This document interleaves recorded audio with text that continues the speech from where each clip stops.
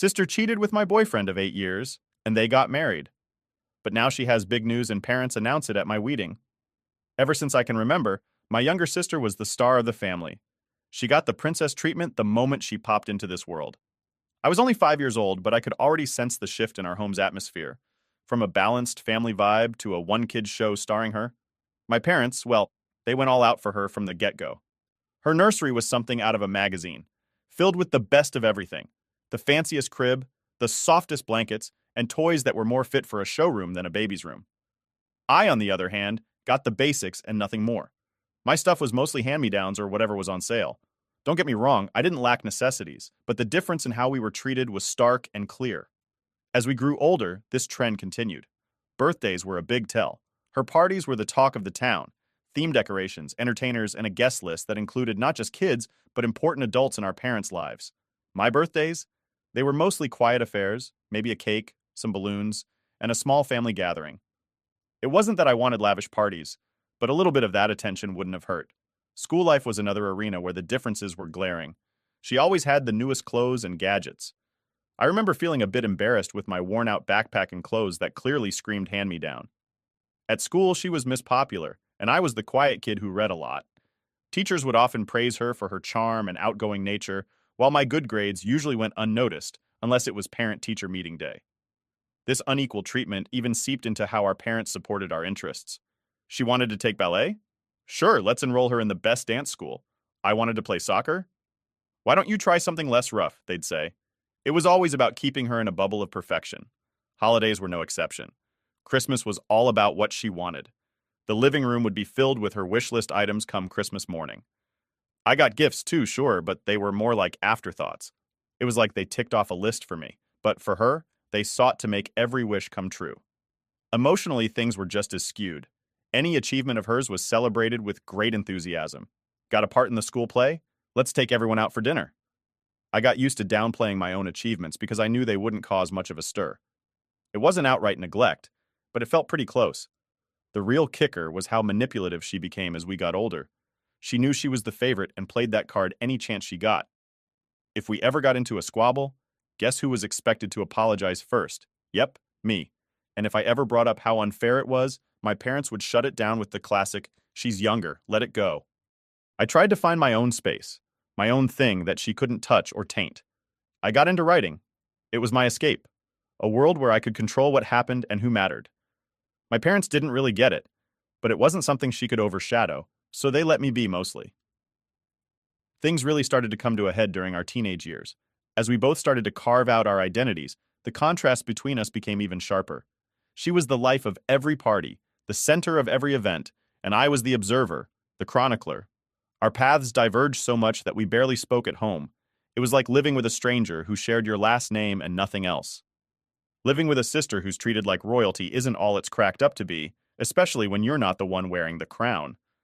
As we stepped into our teenage years, my sister's entitled attitude didn't just grow, it exploded.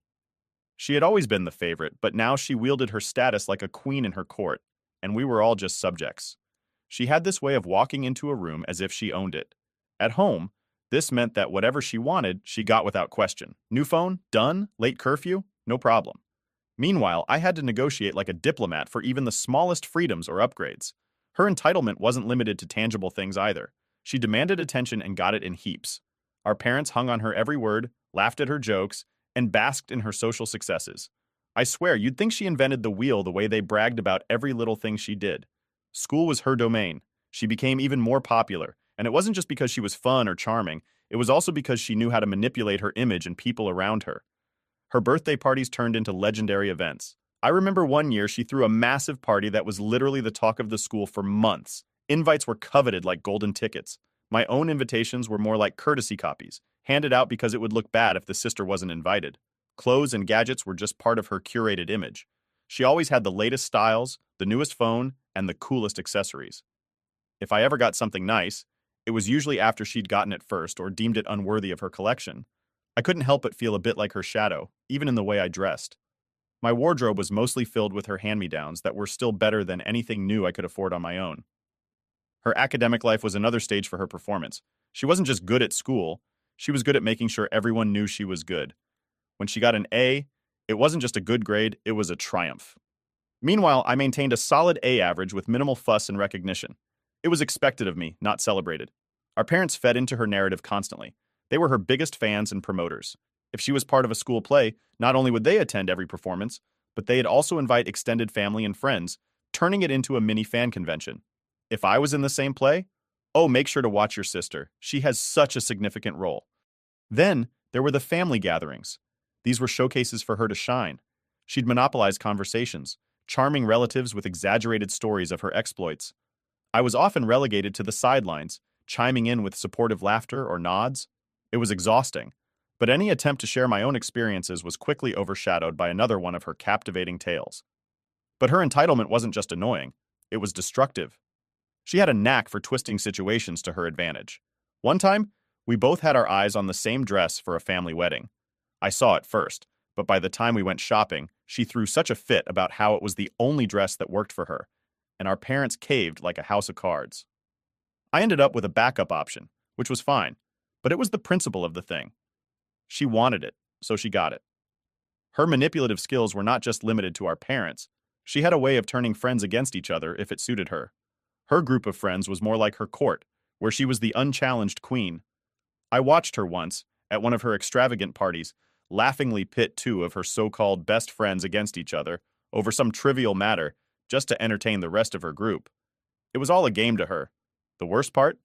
If ever there was a conflict or a problem, somehow I was the one who had to apologize or make concessions. It was always, "She's your younger sister, try to be understanding." Or, "She didn't mean it like that, you know how she is." It didn't matter the situation. The outcome was the same. She was right, and I needed to adjust. Living with her growing sense of entitlement was like walking on eggshells, but the eggshells were rigged with explosives. Any wrong step, any failure to play along with her version of reality was met with drama. And the drama was always somehow my fault for not supporting her, for not being the good big sister. I was in my senior year of high school, balancing the stress of upcoming college applications with the everyday drama that seemed to follow my sister around like a loyal puppy. She was in full social butterfly mode, her entourage ever expanding, her parties more lavish, and her demands increasingly outrageous. My parents were as blind as ever to the imbalance, their eyes glazed with pride for their little star. During this time, I had been dating Jake for about 2 years. He was my refuge, the calm in the storm of my home life. He knew all about the family dynamics, having witnessed more than his fair share of my sister's tantrums and my parents' indulgences. He was supportive, caring, and, importantly, he was mine. Or so I thought. The lead up to the disaster began innocuously enough. Jake and I were planning to go to the same college, dreaming of escaping our small town and starting fresh together. We had it all mapped out. We'd study hard, earn our degrees, and build a life together away from the constant drama that defined my family life. But as senior year progressed, I noticed a shift in Jake's behavior. He became distant, distracted, and our plans for the future were discussed less and less. I chalked it up to pre-college nerves and the pressure of finals. I tried talking to him about it, but he brushed off my concerns with assurances that everything was fine. Then came the night of the big blowout. It was supposed to be a typical weekend party at my house, hosted by my sister, of course. The house was decked out, music blaring, people everywhere. I wasn't really in the party mood, but I figured I'd stick close to Jake and ride it out. Halfway through the night, I started looking for Jake. He wasn't by the makeshift bar in the backyard or hanging out by the pool. I checked upstairs, thinking maybe he'd gone to use the bathroom and got caught up talking to someone. That's when I heard them. Voices from my sister's room. At first, I thought nothing of it. It was her room after all. She was probably just showing off her latest shopping haul or something. But then I recognized Jake's laugh, a sound I adored, now coming from behind her closed door. My heart sank. I told myself there had to be a reasonable explanation. Maybe they were just talking. Maybe it was a group hangout and I was overreacting. I knocked. No answer. I knocked again, harder. The talking stopped. The door opened a crack, and there was my sister, looking like she'd been caught but too arrogant to care. Behind her I could see Jake, his expression a mix of guilt and confusion. "What's going on?" I asked, trying to keep my voice steady. "Chill, we were just talking," my sister said, her tone dismissive. "Yeah, just catching up," Jake added, but he couldn't meet my eyes. The room felt hot, the air thick with betrayal. I pushed the door open wider and saw it, her makeup on his shirt, his jacket thrown carelessly on her chair. It was clear as day, and yet I couldn't believe it. I felt like I was outside my body watching this disaster unfold. The confrontation was messy. There were tears, shouting, accusations flying. My sister, true to form, turned on her charm, playing the victim, saying it was all a big misunderstanding. Jake fumbled with apologies, trying to explain, but nothing he said made sense. The aftermath was brutal. I broke up with Jake that night. It wasn't just about him cheating. It was who he cheated with. My sister had crossed a line that couldn't be uncrossed. I couldn't even look at her, let alone speak to her. She had betrayed me in the worst possible way, and for what? A moment of thrill? To prove she could have anyone she wanted, even my boyfriend? My parents, of course, were useless. They tried to mediate, suggesting we all sit down and talk it out like it was just a minor disagreement. "She's your sister," they said, as if that excused her actions. "Family is forever." But I couldn't accept it. Not this time. After the fallout with my sister and Jake, things spiraled pretty quickly. It was like someone had knocked over a line of dominoes in my life, and I was just watching them fall, one after the other. The entire fiasco with Jake and my sister was the final straw. That was the moment I decided my sister was, for all intents and purposes, dead to me. In the weeks following that disaster of a party, I lived in a fog.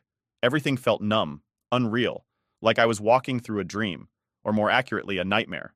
I couldn't face my sister at home. Every time I saw her, the hurt and betrayal came rushing back. She seemed to carry on as if nothing had happened, still the golden child, unscathed and untouchable. I withdrew even more from my family, spending most of my time either locked in my room or at a friend's house. My parents tried to intervene, of course.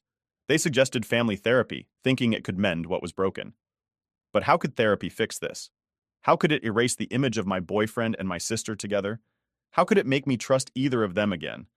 The idea of sitting in a therapist's office talking about my feelings while they sat there playing the victim was unbearable.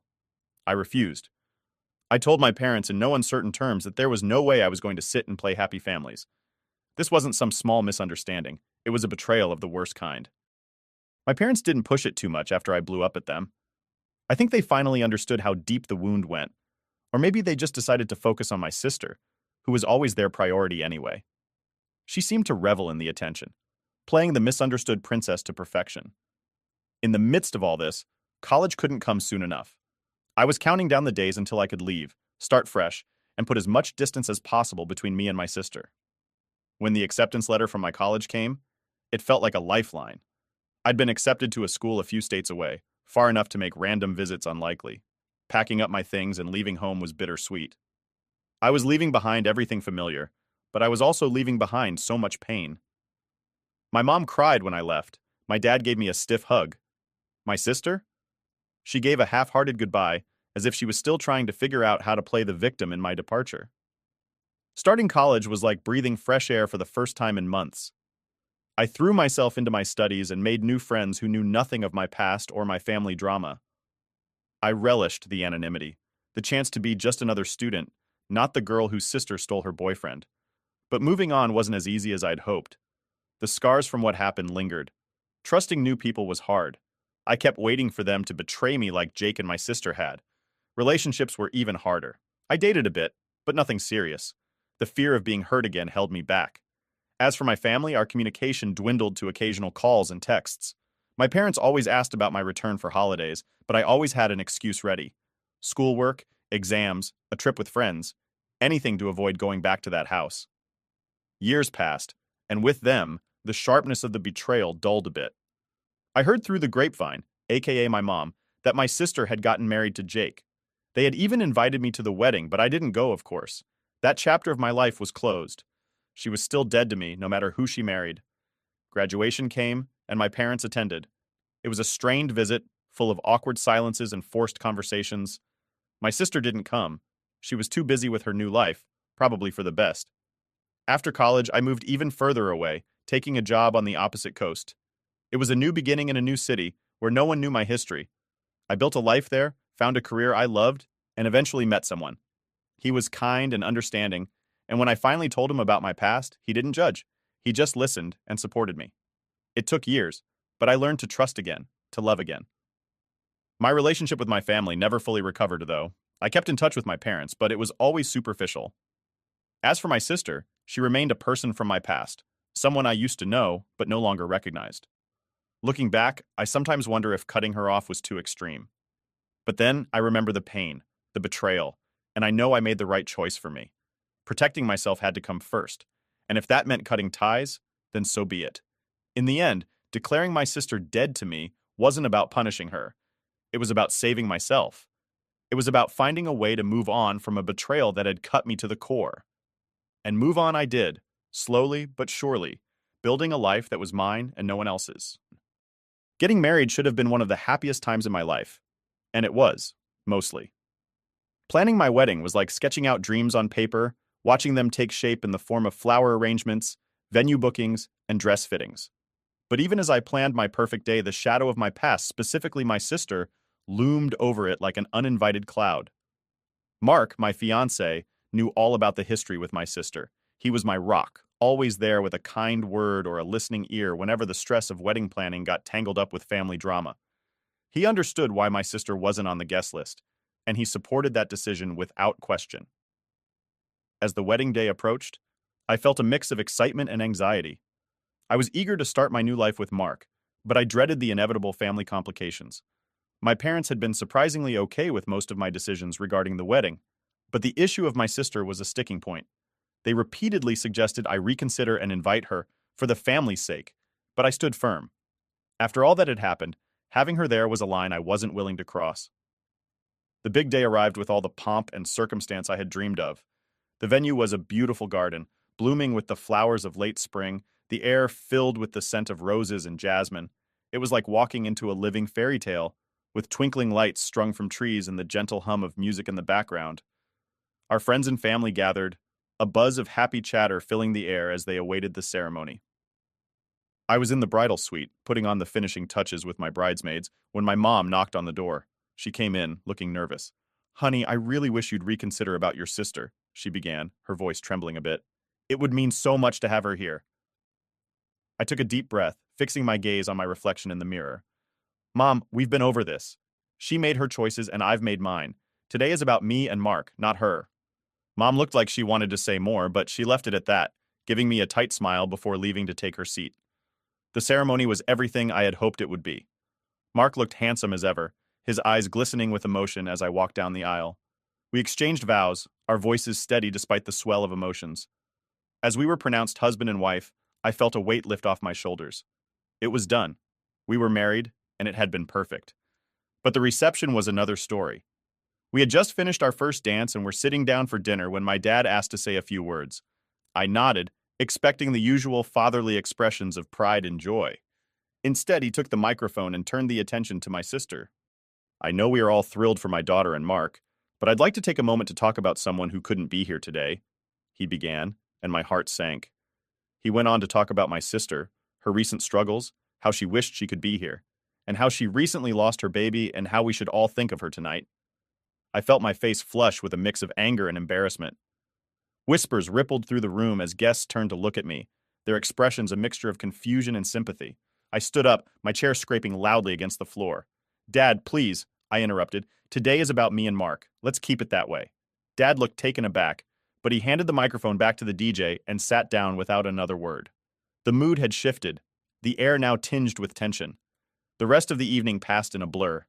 I tried to focus on the guests who were there to celebrate with us, on the joy of the day. But the incident with my dad cast a long shadow over everything. Mark squeezed my hand under the table, his silent support a lifeline in the turbulent sea of emotions. Later, during the toasts, my best friend gave a speech about friendship and loyalty, her words a subtle nod to the journey I'd been through. It was the salve I needed, and I found myself laughing and crying in equal measure. The wedding was beautiful, and despite the hiccup, it was still one of the happiest days of my life. But it also reinforced a truth I had known for a long time. My sister, even in her absence, could stir up storms in my life like no one else. As Mark and I drove away from the venue, my wedding dress bundled around me in the car, I felt a mix of relief and sadness. I was married to the love of my life, and yet the family drama that had shadowed so much of my life had intruded on this special day too. I realized then that no matter how far I went, there would always be threads that tied me back to my family, to my sister. But now, with Mark by my side, I felt stronger, ready to face whatever came our way. Together, we would navigate the complexities of family. carving out a space for ourselves where peace and love could flourish, away from the shadows of the past. The wedding had passed, but the echoes of that day, particularly the moment my dad decided to bring up my sister, lingered like a bad aftertaste. I'd hoped that once Mark and I returned from our honeymoon, the dust would have settled. But if there's one thing I've learned from all this family drama, it's that some dust never really settles. It just waits for the next breeze to kick it up again. It wasn't long after we got back that the phone calls started. First, it was my mom, her voice a mix of concern and criticism, telling me how hurt my dad was that I'd cut him off during his speech. She painted him as the victim, just a father caught in the middle, trying to keep the peace in the family. I listened, biting back the urge to remind her of all the times they hadn't kept the peace for me. Then came the call from my aunt, who'd always been more of a mediator in the family. She was gentler, suggesting maybe it was time to mend fences, to let bygones be bygones. But how could I let bygones be bygones when the past kept crashing into my present? The real kicker came one evening when I was cooking dinner, and Mark handed me the phone, his eyebrows knitted in concern. It was my dad. "Your mother and I think it's time we all had a talk," he said, his voice stern, the familiar tone of authority that had dictated much of my childhood. I leaned against the kitchen counter, my grip tightening around the phone. "Talk about what, Dad? How you used my wedding as a platform to talk about her?" He sighed, a heavy, weary sound. "It's not just about the wedding. It's about this rift in the family. It's about your sister. It's about us." I felt a tiredness seep into my bones, the kind of tiredness that comes from having the same argument over and over. "I don't see what there is to talk about. What's done is done. She made her choices, and I made mine. We're still your family, and we—" I cut him off, the years of frustration boiling over. "Yeah, and where was this family when I was hurting? Where was this concern when I felt like an outsider in my own home?" There was silence on the other end, the kind that said more than words ever could. When he finally spoke, his voice was softer, less certain. "We just want to fix this." "Maybe it can't be fixed," I said, the finality in my own voice surprising even me. The call ended shortly after, and I was left standing in the silence of my kitchen, the echoes of the conversation ringing in my ears. The following weeks were a barrage of family opinions. Everyone had something to say, a piece of advice to offer, a judgment to pass. My family, it seemed, had plenty of voices, but not many listeners. The real confrontation, however, was still to come. It happened at a family gathering a few months later, a birthday party for my uncle. I'd been reluctant to go, but Mark convinced me that it might be a chance to clear the air. "Maybe it's time," he'd said, ever the optimist. The party was in full swing when we arrived, the backyard buzzing with relatives and laughter. I plastered on a smile, prepared to play the part of the dutiful niece for the evening. But then I saw her, my sister, standing there across the yard, laughing, her head thrown back in that carefree way she had. My heart stopped just for a moment, and all the old wounds flared anew. I was about to turn and leave when she spotted me and started walking over. Every step she took felt like an intrusion, a violation of the distance I'd put between us. "Hey," she said, her voice casual, as if we were just two acquaintances at a party. "Hi," I replied, my voice cool, distant. She hesitated, then seemed to gather her courage. "Look, I know things have been bad between us, but I'm hoping we can start to move past it." I looked at her, really looked at her, and saw not just my sister, but the embodiment of all the pain and betrayal I'd felt. "Move past it? How can I do that? How can you stand there and act like what you did was just some minor mistake?" She flinched, but then her face settled into a mask of defiance. "I made a mistake, I know, but aren't families supposed to forgive?" "Forgiveness doesn't erase the consequences," I said, my voice steady despite the shaking inside. "What you did, what you chose to do, it changed everything." The conversation grew heated, voices raising, old grievances aired like dirty laundry. Relatives turned to look, forming a semicircle around us. It was like some twisted audience waiting to see how the drama would unfold. Finally, I'd had enough. "This isn't the time or the place," I said, cutting through the noise. "And I don't think there will ever be a right time or place for us to resolve this." I walked away then, leaving her standing there among the whispers and stares. Mark was at my side in an instant, his presence a comforting warmth. The next day was eerily quiet. My phone, usually buzzing with texts and calls from family trying to mediate or take sides, was silent. It was as if everyone was holding their breath, waiting to see what would happen next. Mark, seeing my anxiety, tried to lighten the mood, but the tension was a thick fog in our home. Then the calls started. First, it was my aunt, the family peacemaker, her voice soft and worried. You know your parents are just devastated, she began, but I cut her off. Aunt Linda, I love you, but I can't do this right now. I need some space. She was hurt, I could tell. But she understood. She always did. Next was my mom. Her approach was different, tinged with anger and disappointment. How could you embarrass us like that in front of the whole family? She demanded. Mom, this isn't about you or Dad. This is about me and my life, and the choices I'm making for my own well-being, I replied, trying to keep my voice calm. It's always about you, isn't it? She shot back before hanging up. Her words stung, echoing in my mind long after the call ended. Days turned into weeks, and the divide within the family deepened. Relatives I hadn't spoken to in years were suddenly reaching out, some to offer support, others to criticize. My decision to cut ties with my sister had ripple effects I hadn't anticipated, affecting relationships I thought were unshakable. The hardest hit, unsurprisingly, was my relationship with my parents. They were caught between their two daughters, one they had always favored, and another they didn't know how to support without causing conflict. Conversations with them were strained, filled with awkward silences and unsaid words. As for my sister, she became a topic we all avoided. It was as if mentioning her might reignite the flames we were all desperately trying to smother. But avoidance didn't heal the wounds, it just covered them up for a while. Mark and I found ourselves discussing our future, contemplating moves and changes that would put physical distance between us and my family. Maybe a fresh start is what we need, Mark suggested one evening, his arm around me as we sat watching the sun set from our porch. I considered it. A new city, new jobs, new people. It was tempting, an escape from all the drama. But then a new resolve settled over me. Running away wasn't the answer. I needed to face this, to rebuild my life on my terms, not just escape the parts that were hard. So we stayed. Instead of running, I focused on building. I threw myself into work, into my passions. I started a blog, sharing my experiences and connecting with others who had gone through similar family estrangements. The response was overwhelming, and I found a sense of purpose in helping others navigate their own turbulent family waters.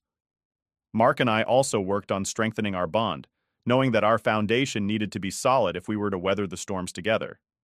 We attended couples therapy, learned better communication skills, and made sure to carve out time for each other, away from the shadow of my family drama. Months passed, and slowly, the sharp edges of the fallout began to soften. Some family members drifted away, unable or unwilling to accept my decisions. Others, surprisingly, grew closer, their support a balm on the raw edges of my hurt.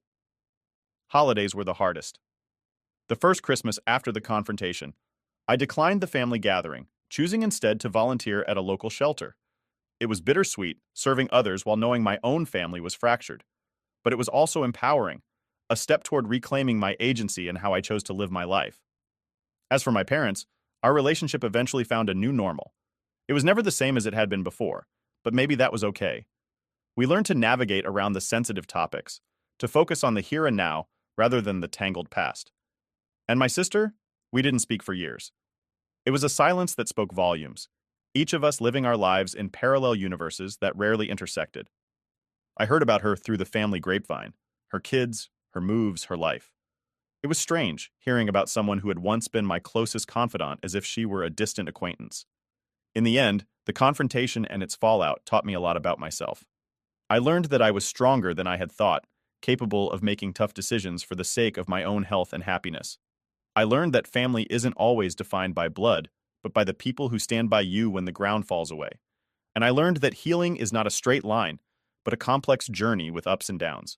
A journey best navigated with honesty, resilience, and above all, hope. So, while the fallout was messy, painful, and complicated, it was also the catalyst for a new beginning, one where I stood firmly at the center of my own story, no longer a supporting character in someone else's drama. And with each passing day, I grew more confident that no matter what the future held, I was ready to face it on my own terms.